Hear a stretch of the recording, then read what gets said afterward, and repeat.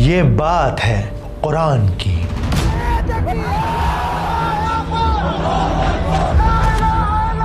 سال 2012 افغانستان کی سڑکوں پر ایک افغانی فوجی جوان کھلے عام ہتھیار لے کر نکلتا ہے اور US آرمی کے 2 جوانوں پر گولیاں چلا دیتا ہے، کیونکہ ان دونوں آفیسرز نے کھلے عام قرآن کی بے حرمتی کی تھی، اسے آگ کے حوالے کیا تھا۔ اس خبر کے باہر آتے ہی پورے افغانستان میں دنگے پھیل جاتے ہیں۔ بات اس حد تک بڑھ جاتی ہے کہ اس وقت کے امریکن پریزیڈنٹ باراک اوباما کو قرآن کی بے حرمتی کو لے کر معافی مانگنی پڑتی ہے۔ President Obama personally apologized to Afghanistan for the burning of the Islamic holy book, the Quran, at a US military base there. سال 2019 ناروے، ایک آدمی بھیڑ کے سامنے قرآن کو آگ لگاتا ہے، پولیس کھڑی دیکھتی رہتی ہے اور تب بھیڑ میں سے ایک نوجوان اپنی جان کی پرواہ کیے بغیر بیریکیڈ پھاند کر اس آگ کو بجھانے کود پڑتا ہے۔ The leader of a group against the Islamization of Norway was attacked by a young man after setting fire to a copy of the Quran during a demonstration. سال 2024 پاکستان کی ایک رات جہاں غصائی بھیڑ قرآن کی بے حرمتی کو لے کر کرسچن گرجا گھروں میں، کرسچن محلوں کے اندر آگ لگا دیتی ہے، انہیں برباد کر دیتی ہے۔ Tonight, authorities in Pakistan cracking down after days of religious violence in the country. دنیا کے الگ الگ کونوں میں اس کتاب کو لے کر لوگوں کے دل میں وہ عزت ہے کہ اس کے پنے جلنے پر لوگ پورے کے پورے شہر جلا سکتے ہیں، لیکن جس کتاب کو بچانے کے لیے بھیڑ بستیاں جلا رہی ہے، اسی کتاب میں لکھا ہے کہ ایک بے گناہ کی جان لینا بھی پوری انسانیت کا قتل کرنا ہے۔ یعنی کوئی قصوروار ہے، مجرم ہے، اس کو سزا دینے میں قتل کیا جائے تو بات اور ہے، کسی بے قصور انسان کو اگر قتل کر دیا گیا فَكَأَنَّمَا قَتَلَ النَّاسَ جَمِيعًا، تو یہ ایسے ہے جیسے کہ اس نے تمام انسانوں کو قتل کر دیا۔ قرآن کے نہ جانے کتنے ماننے والے اس بات سے انجان ہیں اور اس طرح کی نہ جانے کتنی ساری باتوں سے انجان ہیں، کیونکہ ہم قرآن کے لیے جان تو دے سکتے ہیں لیکن اسے جان نہیں سکتے۔ یہ سانس بھی ایک دن خاموش ہو جانی ہے۔ یہ داستان ہے اس کتاب کی جسے عرب کے ریگستان میں نازل کیا گیا، جس نے اونٹ چرانے والوں کو خلیفہ بنا دیا، جس نے ایک حبشی کو اونچا عہدہ دلا دیا، جس نے پہاڑوں کو پھاڑ دینے کی طاقت کا دعویٰ کیا۔ یہ حقیقت ہے اس کتاب کی جس نے اللہ کے نبی محمد صلی اللہ علیہ وآلہ وسلم کے بالوں کو سفید کر دیا اور جس نے زندگی کا ہر راستہ بتا دیا، لیکن اس کے باوجود بھی آج یہ ہمارے گھروں میں، ہمارے ہاتھوں میں بے جان پڑی ہے۔ اٹھو قرآن کو تھام لو۔ اس وقت اس دنیا میں تقریباً 2 ارب سے بھی زیادہ مسلمان ہیں۔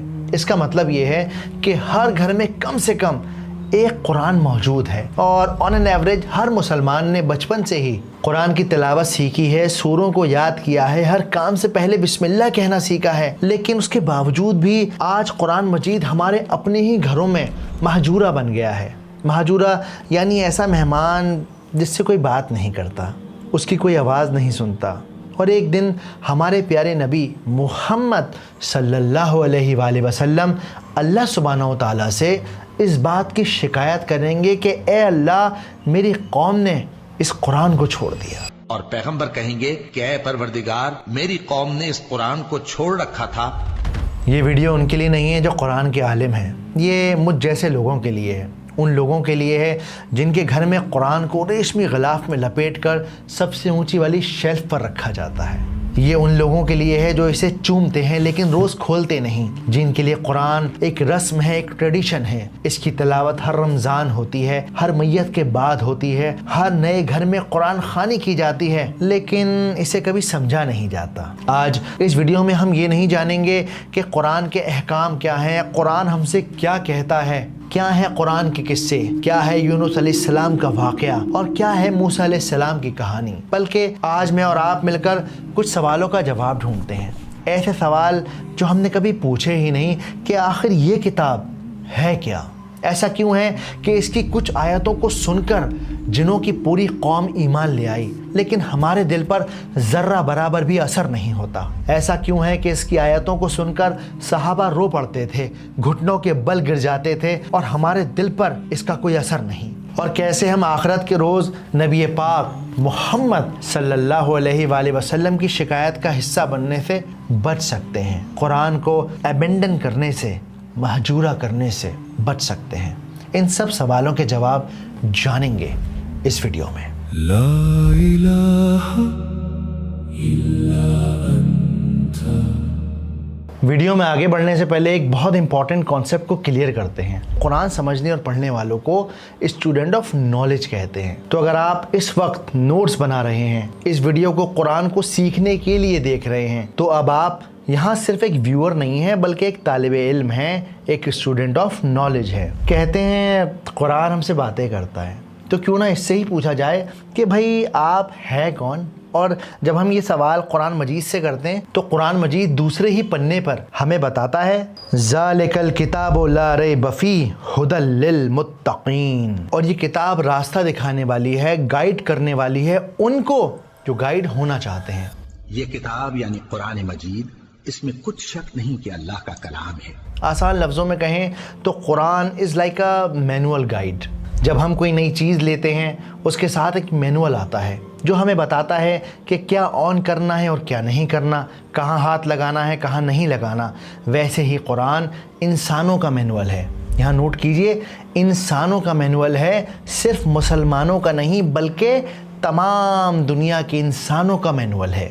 یہ بتاتا ہے کہ کس طرح انسان کو اس دنیا میں جینا ہے، بے ایمانی، گناہ، ناپاکی، زنا جیسے گناہوں سے بچ کر لوگوں کے کندھے پر سوار ہو کر ایک ایسے ہائی وے پر پہنچنا ہے جہاں آپ جب اپنے بنانے والے سے ملیں تو شرمندہ نہ ہوں۔ اور جب ہم قرآن کی گہرائی میں ذرا سا اترتے ہیں تب ہمیں پتہ چلتا ہے کہ قرآن اپنے آپ کو کئی طرح سے ڈیفائن کرتا ہے، جیسے یہ کلام اللہ ہے، دا اسپیچ آف اللہ، یعنی یہ اللہ کی بات ہے، اللہ کی اسپیچ ہے۔ اور اگر کوئی مشرک تم سے پناہ کا خواستگار ہو تو اس کو پناہ دے دو یہاں تک کہ وہ کلام اللہ کو سننے لگے۔ قرآن اپنے آپ کو ایک نور، ایک روشنی بھی کہتا ہے۔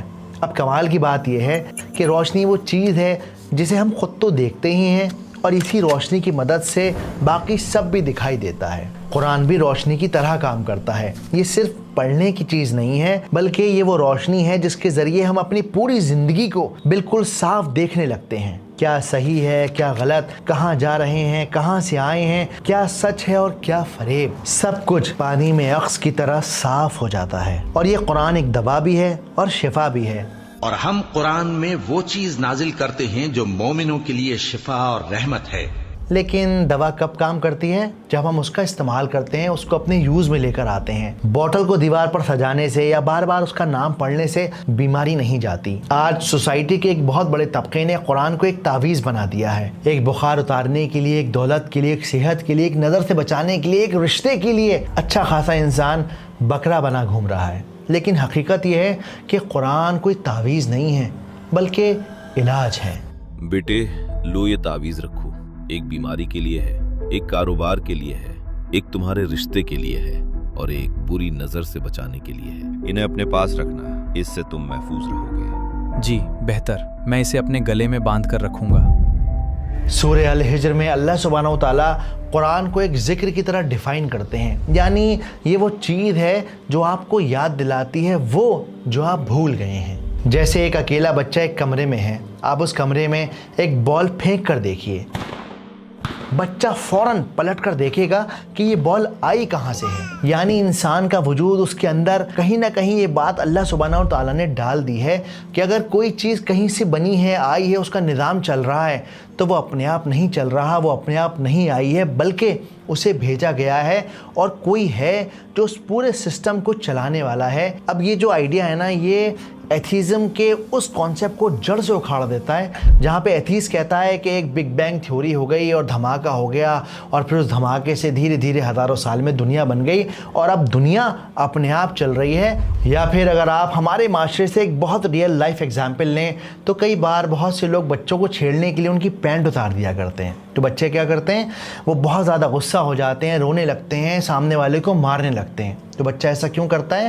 کیونکہ اللہ سبحانہ و تعالیٰ نے اس کی فطرت میں یہ بات ڈالی ہے کہ اس کی اپنی ایک عزت ہے۔ قرآن یہ بتاتا ہے کہ دنیا میں ہر انسان کی عزت ہے، کوئی فرق نہیں پڑتا کہ چاہے وہ رکشہ چلا رہا ہو، چاہے وہ ہوائی جہاز چلا رہا ہو، چاہے وہ بس چلا رہا ہو، حالانکہ آج سوسائٹی میں گاڑی والا موٹر سائیکل والے کی عزت نہیں کرتا اور موٹر سائیکل والا رکشے والے کی عزت نہیں کرتا۔ اس کے علاوہ قرآن ایک فرقان ہے، یعنی کسوٹی ہے، ایک ایسی کسوٹی جس پر آپ اپنے ایکشنز کو گھس کر یہ انالائز کر سکتے ہیں کہ کیا آپ قرآن کے راستے پر ہیں یا اس سے الگ چل رہے ہیں۔ اس کے علاوہ قرآن ایک رحمت ہے جس کا مقصد ہے لوگوں کو بھلائی اور رحم کا راستہ دکھانا اور انہیں اچھائی کی طرف گائیڈ کرنا۔ شاہ ولی اللہ دہلوی اس بات کو ایک اور لیول آگے لے جا کر اپنی کتاب میں مینشن کرتے ہیں کہ قرآن ایک خط ہے، ایک ایسا خط جو کہ زمین اور آسمانوں کے بادشاہ نے انسانوں کے لیے بھیجا ہے تاکہ اس دنیا میں امن قائم رہ سکے، لوگ ایک دوسرے کے ساتھ حق اور انصاف کر سکیں، اور وہ لوگ جو اس کتاب سے دور ہیں وہی انسانیت کے امن کے سب سے بڑے دشمن ہیں۔ یونائٹڈ نیشنز کے انوسار غزہ میں 78,000 سے زیادہ بچے بھوک کا سامنا کر رہے ہیں۔ اور جب آپ اس قرآن کو اور گہرائی سے سمجھیں گے تب آپ کو پتہ چلے گا کہ قرآن کا کام صرف انفارمیشن دینا نہیں ہے، بلکہ اس کا کام ہے آپ کی لائف کو ٹرانسفارم کرنا، آپ کو بیٹرمنٹ کی طرف، اچھائی کی طرف لے کر جانا۔ اسلام کے one of the greatest scholar امام غزالی رحمہ اللہ اپنی کتاب جواہر القرآن میں مینشن کرتے ہیں کہ قرآن ایک کبھی نہ ختم ہونے والے سمندر کے جیسا ہے جس کا مقصد ہے انسان کو اللہ کے قریب کرنا۔ پر افسوس ہم میں سے زیادہ تر لوگ اس سمندر کے کنارے کھڑے کھڑے اپنی زندگی گزار دیتے ہیں، کبھی اس کی گہرائی میں اترنے کی کوشش نہیں کرتے، یعنی ہم صرف باہر سے قرآن کو بغیر سمجھے پڑھتے رہتے ہیں، یہ کبھی کوشش ہی نہیں کرتے کہ جو پڑھ رہے ہیں اس کا مطلب بھی سمجھیں، اس کے پیچھے کی حقیقت کو بھی جانیں۔ اور جو لوگ ہمت کر کے اس کی گہرائی میں اترنا شروع کرتے ہیں وہ ایسے ایسے موتی اور جواہر باہر نکال لاتے ہیں جس کو دیکھ کر دنیا حیران ہوتی ہے۔ ایک بار دو انگریزوں نے اسلام کے بہت بڑے عالم سے پوچھا، آپ کا قرآن دعویٰ کرتا ہے کہ ہم نے اس کتاب میں کچھ نہیں چھوڑا، کیا واقعی آپ اس بات پر یقین رکھتے ہیں؟ بے شک، مجھے اس بات پر مکمل یقین ہے۔ اچھا تو کیا آپ کی قرآن میں یہ بھی لکھا ہے کہ 10 کلو گیہوں سے کتنی روٹیاں بنیں گی؟ بالکل، قرآن میں اس بات کا بھی جواب ہے۔ عالم نے اپنے شاگرد کے کان میں کچھ کہا اور تھوڑی دیر بعد شاگرد ایک بیکر کو یعنی روٹی بنانے والے کو واپس لے کر آ گیا۔ عالم نے بیکر سے پوچھا، بھائی 10 کلو گیہوں سے کتنی روٹیاں بنتی ہیں؟ حضور، اگر چھوٹی روٹیاں بنائیں تو تقریباً 250، درمیانی ہوں تو قریب 180 اور بڑی روٹیاں بنائیں تو اندازاً 150 روٹیاں تیار ہو جائیں گی۔ یہ بات سن کر دونوں نے بہت زور کا ٹھاکا لگایا اور کہنے لگے، ارے یہ جواب قرآن نے کہاں دیا، یہ تو آپ کے اس نان بائی اس بیکر نے دیا ہے۔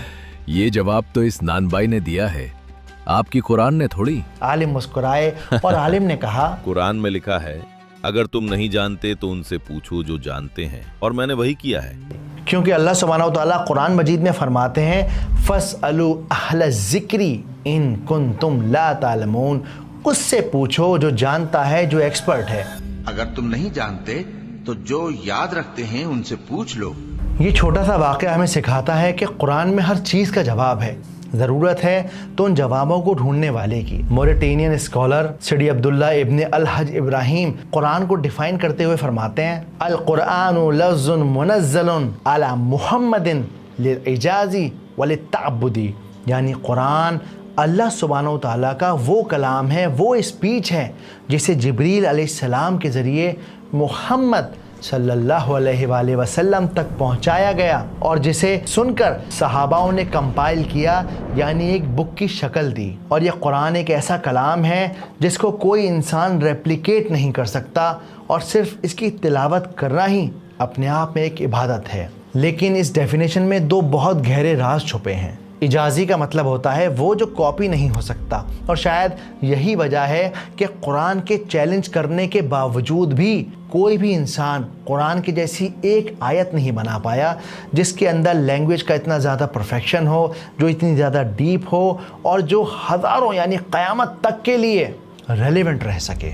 دوسرا لفظ ہے تعبد۔ تعبد کا مطلب ہوتا ہے عبادت، یعنی صرف اس کتاب کی تلاوت کرنا ہی عبادت ہے۔ لیکن یہاں ایک بڑی باریک بات چھپی ہے۔ جب ہم علماؤں کے انڈرسٹینڈنگ کو پڑھتے ہیں اس قرآن کے بارے میں، تلاوت کے بارے میں، تب ہمیں پتہ چلتا ہے کہ تلاوت کے اندر 3 لیئرز ہیں۔ سب سے پہلا ہے زبان، یعنی زبان سے پڑھنا۔ دوسرا ہے جو پڑھا جا رہا ہے اسے دل سے یقین کرنا، اور تیسرا ہے عمل، یعنی جو بھی پڑھا جا رہا ہے اس کو اپنی زندگی میں اپلائی کرنا.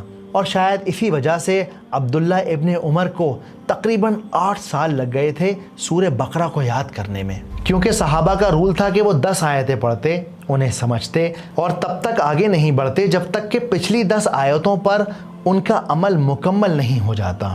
ایون بہت ساری نریشن میں ہمیں ملتا ہے کہ عمر رضی اللہ تعالیٰ عنہ کو تقریباً 12 سال کا وقت لگا سورہ بقرہ کو حفظ کرنے میں، اور جب انہوں نے سورت کو حفظ کر لیا تو آپ نے پورے 1 اونٹ کی قربانی دے کر سارے مکہ کو دعوت دی. میرے اللہ، اتنا سارا گوشت کہاں سے آیا؟ دل بھر کر کھاؤ بہن، یہ عمر نے جو قرآن حفظ کیا ہے اس کی دعوت کا گوشت ہے. ماشاء اللہ. اللہ عمر کے علم میں اضافہ کرے. سورہ بقرہ کو حفظ کرنا اور پھر اس کی تعلیمات پر عمل کرنا کوئی آسان کام نہیں ہے. صحیح کہتے ہیں آپ. دعوت میں مزہ آ گیا. انشاءاللہ میرا بھی حفظ ہو جائے گا تو میں بھی دعوت دوں گا. کیوں نہیں، ضرور ضرور. قرآن کے لفظوں کو سینے میں حفظ کرنا کمال ہے. یہ وزن لے کر چلنا ہر کسی کے بس کی بات نہیں. اسے صرف عمر اور ابو بکر جیسے پکے ایمان والے ہی اٹھا سکتے ہیں. قرآن کے لفظوں کا وزن کتنا بھاری ہے اس کا اندازہ آپ ترمذی کی اس حدیث سے لگا سکتے ہیں کہ جب ایک بار صحابہ نے آپ صلی اللہ علیہ وآلہ وسلم کے سفید بالوں کو دیکھا تو آپ سے کہا، اے نبی پاک، آپ کے بال تو بہت جلدی سفید ہو گئے، ایسا کیوں ہے؟ تب آپ صلی اللہ علیہ وآلہ وسلم نے فرمایا کہ سورہ ہود اور اس جیسی اور سورتوں نے میرے بالوں کو سفید کر دیا، مجھے ضعیف کر دیا. You know, when this surah was revealed, it appeared as if the Prophet sallallahu alaihi wasallam is so much grieved, is under such a pressure that he appeared to be old. حضرت ابو بکر نے پوچھا، حضور کیا ہوا؟ آپ پر بڑھاپا طاری ہو گیا اچانک. فرمایا، شیبتنی ہود و اخواتھا، مجھے سورہ ہود اور اس کی بہنوں نے بوڑھا کر دیا ہے. کیونکہ ان سورتوں کا انداز ایسا ہے کہ جیسے مہلت ختم ہوا چاہتی ہے اور عذاب کا دھارا جو ہے اب چھوٹنے والا ہے. لیکن یہاں سوچنے والی بات یہ ہے کہ قرآن اگر اپنے آپ کو اتنی طرح سے ڈیفائن کرتا ہے، اس کے باوجود بھی لوگوں کے بیچ اس کو لے کر اتنا زیادہ کنفیوژن، اتنا زیادہ مسکنسیپشن کیوں ہے؟ اس کے پیچھے شاید بہت بڑی وجہ یہ ہے کہ قرآن سیکوینس میں بات نہیں کرتا. یعنی جب آپ دنیا کی کوئی بھی کتاب پڑھیں گے تو اس میں کہانی شروع سے شروع ہوتی ہے، یعنی کرونولوجیکل ہوتی ہے. اس میں کیریکٹرز کے نام ہوتے ہیں، لوکیشن ہوتی ہے، اور پھر کہانی آگے بڑھتی ہے اور ختم ہو جاتی ہے. لیکن قرآن اس طرح کے سیکوینس میں بات نہیں کرتا. قرآن کے اندر تاریخیں مینشن نہیں ہوتی، لوکیشن مینشن نہیں ہوتی. کئی بار جس کے بارے میں بات ہو رہی ہے اس کا نام تک بھی مینشن نہیں ہوتا. جیسے سورہ یاسین میں ہم پڑھتے ہیں، وَجَاءَ مِنْ أَقْصَى الْمَدِينَةِ رَجُلٌ يَسْعَى قَالَ يَا قَوْمِ اتَّبِعُوا الْمُرْسَلِينَ، کہ ایک آدمی بہت دور شہر کے کونے سے آیا اور اس نے اپنی قوم کے لوگوں سے کہا کہ تم نبی کو کیوں نہیں مانتے، یہ تو سچے لوگ ہیں. اور پھر قرآن اس انسان کے ایفرٹ کے بارے میں بتاتا ہے کہ کس طرح اس نے لوگوں کو بتایا، سمجھایا، اور آخر میں اس کی قوم نے اس انسان کو قتل کر دیا. اب ہم اس انسان کے سارے ایفرٹ اور کہانی کے بارے میں جانتے ہیں، لیکن اس کے باوجود بھی ہمیں نہیں پتا کہ یہ انسان کیسا دکھتا تھا، اس کی کیا عمر تھی، اس کی کیا چال ڈھال تھی، اس کا کیا نام تھا، یا یہ کس شہر سے آیا تھا. لیکن قرآن نے ایک عام انسان کو، اس کے ایفرٹ کو مینشن کیا اور تا قیامت کے لیے اس کو خاص کر دیا.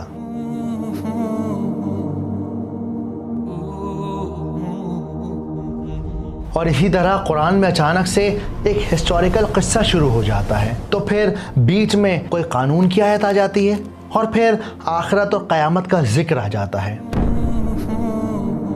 اور شاید اسی لیے یہ کتاب بہت سارے لوگوں کے لیے کنفیوژن کریٹ کرتی ہے. لیکن اگر آپ تھوڑا سا گہرائی میں جا کر سوچیں تب آپ کو اس بات کا اندازہ ہو جائے گا کہ جس نے یہ ساری دنیا بنائی ہے، جو اس ساری دنیا کا خالق ہے، مالک ہے، چلانے والا ہے، اسے لٹریچر کے، رائٹنگ کے کسی رول کو فالو کرنے کی ضرورت نہیں ہے.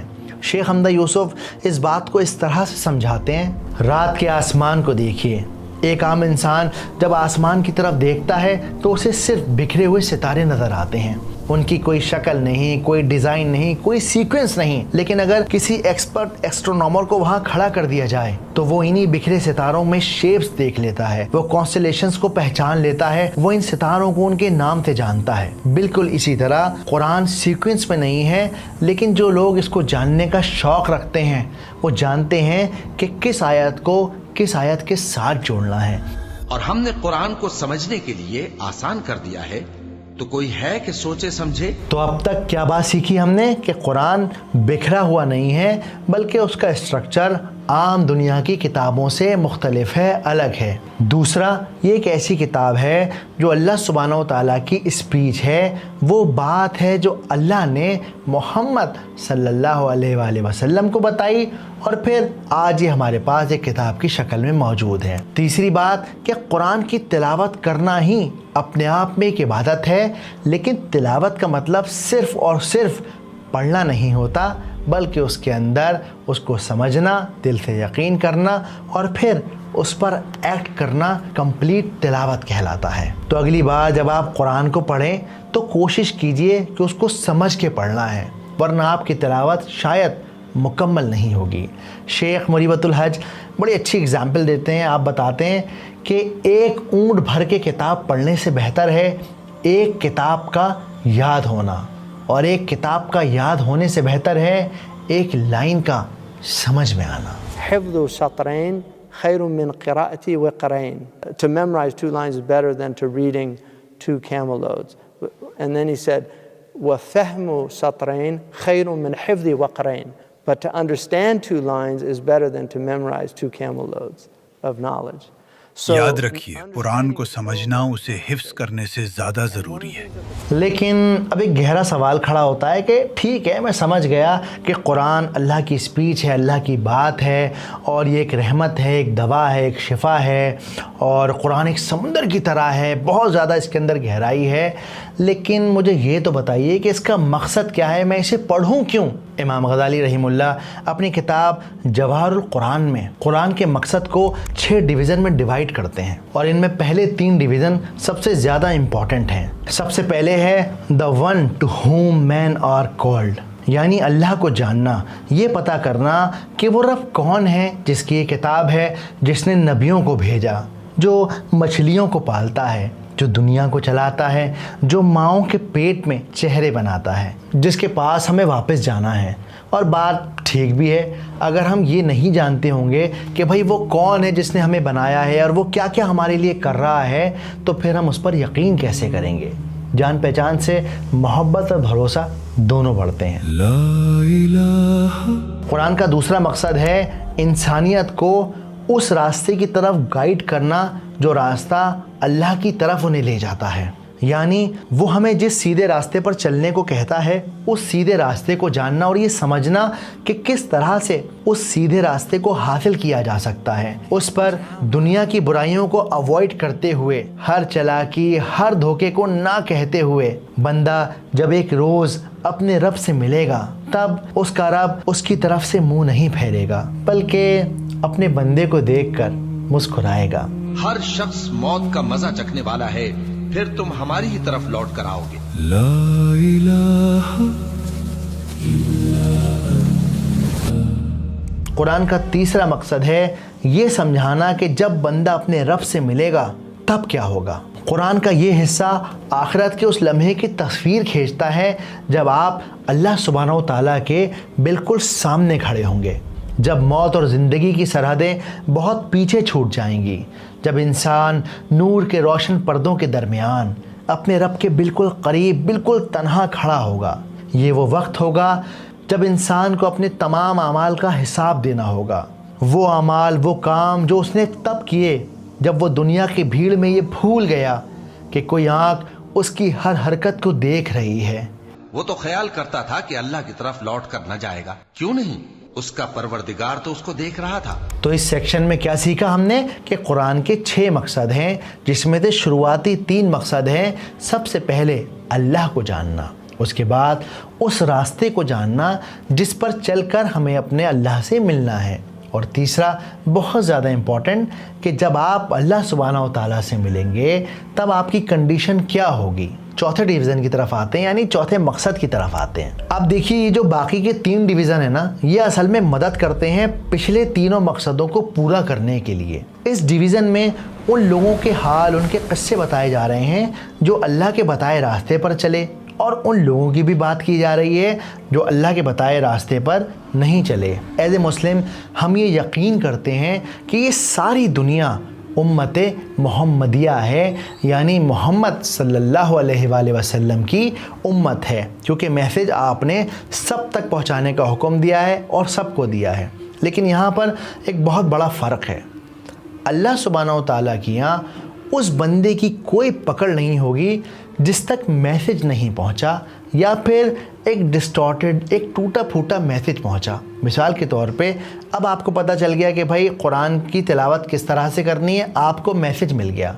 अब अगर आप इसके बावजूद भी कुरान को सही से नहीं पढ़ते तो फिर अल्लाह सुब्हानहू तआला की यहाँ शायद आपकी पकड़ होगी। इसी तरह अब आप जानते हैं कि भाई अल्लाह सुब्हानहू तआला ने कहा कि किसी और को मत पूजो, किसी की शिरकत मत करो, किसी को मेरे साथ शरीक मत करो। इसके बावजूद भी अगर आप अब भी अल्लाह सुब्हानहू तआला के अलावा और चीज़ों पर अक़ीदा रखते हैं या फिर अल्लाह के साथ उन चीज़ों को शामिल करते हैं, तो फिर आप अल्लाह की पकड़ के दायरे में आ जाएंगे। और इस बात का जिक्र हमें सूरह बकरा में भी मिलता है। बस किसी को अल्लाह का हमसर न बनाओ, और तुम जानते तो हो। ये आयत असल में जुमला हालिया है, यानी ये बंदे का हाल बताती है कि तुम जानते तो हो कि वो अकेला है जो सारी दुनिया को चलाने वाला है, उसके बावजूद भी तुम उसे झुठलाते हो, उसके होने से इनकार करते हो या फिर उसके साथ और चीज़ों को शरीक करते हो, शामिल करते हो। और इसीलिए नबियों ने एक से एक मिरेकल, एक से एक मौजज़े करके दिखाए ताकि लोगों को इस बात का यकीन दिलाया जा सके कि वाकई उस एक अल्लाह ने जो सारी कायनात को चलाता है, इन नबियों को भेजा है ताकि लोगों को सही रास्ते की तरफ गाइड किया जा सके। लेकिन फिर भी बहुत से लोग ईमान नहीं लाए और आर्ग्यूमेंट करते रहे, बार बार सच को झुठलाते रहे। जरा देखो तो इन्हें, खुद को नबी कहते हैं, ये झूठे हैं, सरासर झूठे झूठे झूठे झूठे। जैसे इब्राहीम अलैहिस्सलाम ने अपने फादर से, अपनी कौम के लोगों से कहा कि आर यू सीरियस, आप उन चीज़ों की इबादत करते हैं जिन्हें आप ख़ुद मैन्युफैक्चर करते हैं। हम भी आज उन चीज़ों के साथ बहुत ज़्यादा अटैच हैं जो हमने ख़ुद मैन्युफैक्चर की हैं, जैसे मोबाइल के साथ, पोर्नोग्राफी के साथ, आइडल वर्शिपिंग के साथ, पीर फ़कीर तावीज़ के साथ। इवन बहुत सारे लोग तो अपने पैशन के साथ इतने ज़्यादा अटैच्ड हैं कि अल्लाह सुब्हानहू तआला के कलाम को झुठला देते हैं, इनकार कर देते हैं। अजान हो रही है जमाल भाई, 2 मिनट का ब्रेक लेते हैं, चाय पियेंगे। कुरान के एक किस्से हमें एक रियल लाइफ एग्जाम्पल देना चाहते हैं कि भाई ऐसा करोगे तो ऐसा होगा और ऐसा करोगे तो ऐसा होगा। शेख फ़खरुद्दीन राज़ी अपनी किताब में मेंशन करते हैं कि कुरान की बेशुमार आयतें असल में एक अक़ली दलील हैं, यानी इंटेलेक्चुअल आर्गुमेंट्स हैं। अल्लाह चाहता है कि आप अपने दिमाग पर ज़ोर डालें और अपने आसपास देखें और सोचें कि जिस्म अपने आप कैसे बन सकता है, या आसमान कैसे बन जाएगा, एक छोटा सा बीज फट के इतना बड़ा पेड़ किस तरह से बन सकता है। डिवीज़न 6 में कुरान हमें बताता है कि जिस सफ़र पर हम निकले हैं उस सफ़र पर चलने के आदाब क्या हैं, यानी ये दुनिया एक सफ़र है और आपको इस दुनिया में रहना है। तो कुरान बताता है कि इस दुनिया में क्या खाना है, क्या पीना है, कैसे रहना है, किसको कितनी प्रॉपर्टी देनी है, किसको कितना हक़ देना है, गरीबों के साथ, अमीरों के साथ, जालिमों के साथ किस तरह का सलूक करना है। असल में ये कुरान का हिस्सा एग्जैक्टली मैनुअल की तरह काम करता है। और बात ठीक भी है, अगर बंदे की मेंटल कंडीशन, उसकी फ़िज़िकल कंडीशन ही ठीक नहीं होगी तो फिर वो किस तरह से सफ़र को पूरा करेगा। बहुत सारे कुरान के स्कॉलर्स ये कहते हैं कि कुरान की हर आयत असल में एक सीढ़ी है, एक ऐसी सीढ़ी जो आपको स्टेप बाय स्टेप अल्लाह सुब्हानहू तआला के करीब पहुंचाती है। और इसीलिए इन आयतों को, इन सीढ़ियों को समझना बेइंतहा ज़रूरी है। इमाम गज़ाली रहमुल्लाह अपनी किताब में इन आयतों को 2 कैटेगरी में डिवाइड करते हैं। सबसे पहली है जवाहर, यानी रूबीज़, टोपाज़, हीरे। ये वो आयतें हैं जो अल्लाह के बारे में बताती हैं कि अल्लाह की ज़ात क्या है, अल्लाह की सिफ़ात क्या है, अल्लाह कैसा दिखता है, अल्लाह किस तरह से दुनिया के निज़ाम को चलाता है, अल्लाह किस तरह बंदे की बातों को सुनता है, और किस तरह हर बार धड़कन धड़कने से पहले अल्लाह से पूछती है कि अल्लाह मैं चलूँ, तो अल्लाह कहता है हाँ चलो, तो मैं चलूँ कि हाँ चलो, तो मैं चलूँ कि हाँ चलो। तो बंदा इन आयतों के ज़रिए अपने अल्लाह को जानता है اور بہتر طریقے سے اس کے قریب ہوتا ہے، اور قرآن میں بھی سب سے زیادہ یہی آیتیں مینشن ہیں۔ دوسری کیٹیگری ہے پرلز یعنی موتی۔ یہ وہ آیتیں ہیں جو بتاتی ہیں کہ کس طرح سے ہمیں اللہ سبحانہ و تعالیٰ کے قریب پہنچنا ہے۔ اس میں آپ کا ایمان، آپ کا اخلاق، آپ کے کام، دنیا کے دستور، ہر طرح کی چیزیں شامل ہیں۔ تو اس انڈرسٹینڈنگ کے حساب سے قرآن ہمارے لیے ایک ٹریزر باکس کی طرح ہے، جس کو آپ جب کھولیں گے نا تب آپ کو بے انتہا جواہر دکھیں گے۔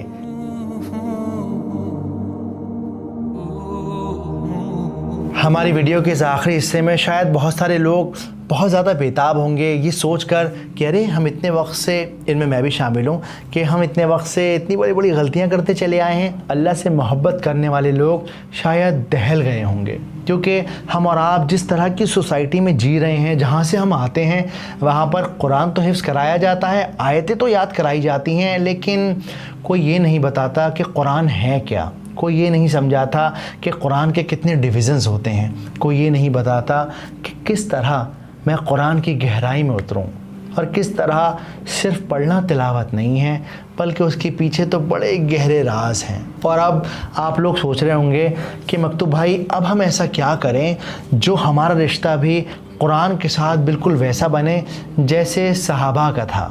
سب سے پہلا کام، قرآن کو ایک رسم کی طرح ٹریٹ کرنا بند کر دیجئے۔ رمضان میں، میت میں، نئے گھر میں پڑھنے کے بجائے اسے سمجھ کے پڑھنے کی کوشش کیجئے۔ اور میں ایک بہت زیادہ کنٹروورشل بات کہہ رہا ہوں، لیکن کہنا بہت ضروری ہے۔ قرآن کو اپنی گاڑیوں میں، اپنے گلوں میں لٹکانا بند کیجئے۔ قرآن کی آیتیں آپ کی گاڑی کا انشورنس نہیں ہے، بلکہ یہ ایک بہت زیادہ ڈینجرس معاملہ ہے کہ آپ تو گپے لگا رہے ہیں، آپ کی گاڑی میں گانے بج رہے ہیں، قہقہے اٹھ رہے ہیں، اور قرآن کی آیت وہاں پر اس طرح سے جھول رہی ہے۔ اور اسی طرح ہمیں کوئی حدیث نہیں ملتی، کوئی اوتھینٹک ریفرنس نہیں ملتا جہاں ہمیں یہ دیکھنے کو ملتا ہو کہ کسی صحابہ نے قرآن کو یاد تو کیا نہیں لیکن گلے میں لٹکا لیا، یہ سوچ کے کہ میں اس سے سرکشت رہوں گا، دنیا کی برائیوں سے بچا رہوں گا۔ قرآن کی آیتوں کا مقام آپ کے گھر میں سجاوٹ کے لیے نہیں ہے، آپ کے گلے میں تعویذ کی طرح لٹکنے کے لیے نہیں ہے، بلکہ یہاں یہ دل میں انہیں سنبھال کر رکھنے کے لیے ہے، حفظ کرنے کے لیے ہے۔ تو کیا کرنا ہے آج سے؟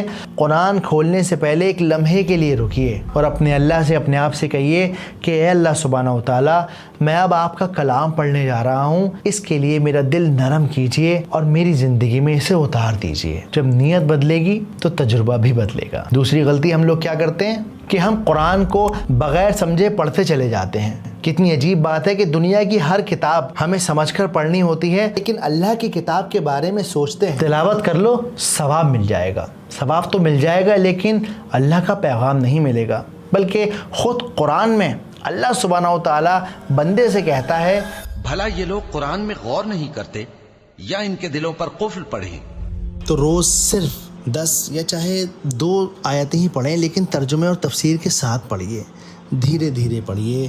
جہاں جنت کی بات ہو رہی ہے وہاں مسکرائیے، جہاں جہنم کا ذکر ہو رہا ہے وہاں گھبرائیے۔ قرآن کو محسوس کیجیے۔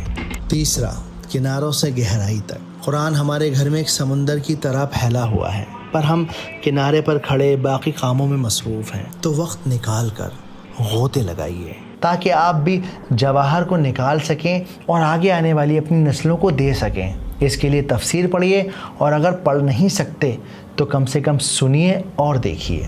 اور آخری کام، یہ صرف ایک کتاب نہیں ہے، یہ ایک انسان کے بن جانے کا طریقہ ہے۔ قرآن پڑھتے وقت صحابہ اس لیے روتے تھے کیونکہ انہیں احساس تھا کہ اللہ ان سے بات کر رہا ہے، اور جب ہم بھی اپنا اس طرح کا ایٹیٹیوڈ بنائیں گے، اس طرح کا رویہ اختیار کریں گے، تب قرآن ہمارے لیے انفارمیشن نہیں بلکہ ایک ٹرانسفارمیشن بن جائے گا۔ امید کرتا ہوں کہ آپ کو ہماری ویڈیو پسند آئی ہوگی۔ میری صرف اتنی سی کوشش ہے اس ویڈیو کے ذریعے کہ آپ کو یہ اندازہ لگے کہ قرآن کا سمندر کتنا گہرا ہے۔